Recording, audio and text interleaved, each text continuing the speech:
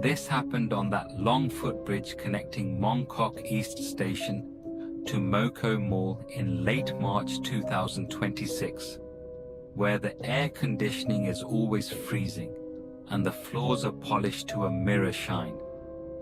I was heading back from the government offices with my old black laptop bag on my shoulder, and the weather outside was incredibly humid.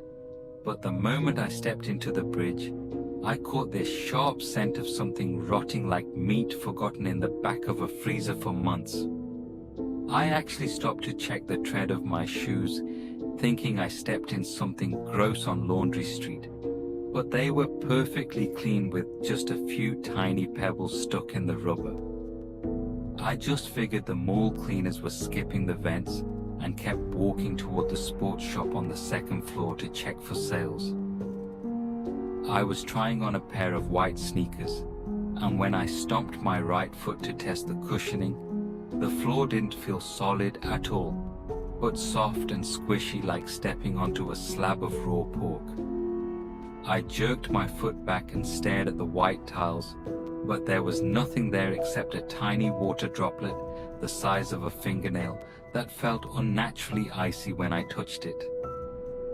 I told myself I was just burnt out from overtime, and that it was probably a leaky pipe in the ceiling, even though the vents above were bone dry.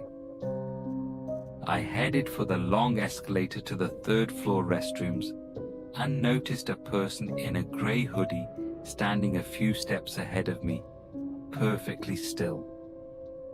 As we ascended, a sound started vibrating through the metal steps beneath my feet, like someone with a throat full of phlegm struggling to breathe, while whispering the word "narrow" over and over in a distorted loop that sounded like a dying cassette tape.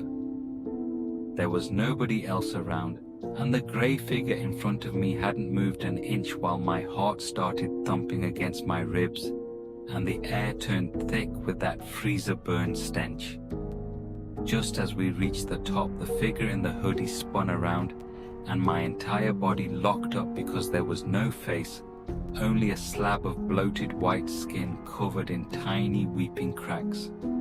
His eyes were solid milky spheres with no pupils, and his mouth stayed wide open, showing nothing but a dark void of rotting gums as he leaned into my face. He didn't speak with a human voice, but sprayed a mist of freezing foul air that sounded like wet gravel grinding together as he hissed, "Move," right into my ear. I didn't scream. I just fell backward against the moving handrail and scrambled away on all fours, leaving one of my shoes behind as I bolted for the emergency exit with my lungs burning and my vision blurring from pure terror.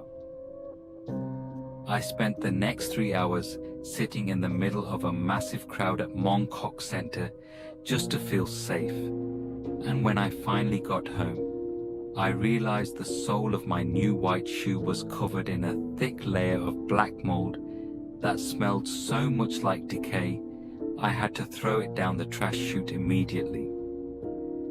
I haven't moved or quit my job, but every night at exactly 3 a.m., my robot vacuum starts up by itself and repeatedly slams into the glass balcony door over and over, like something is outside trying to force its way in.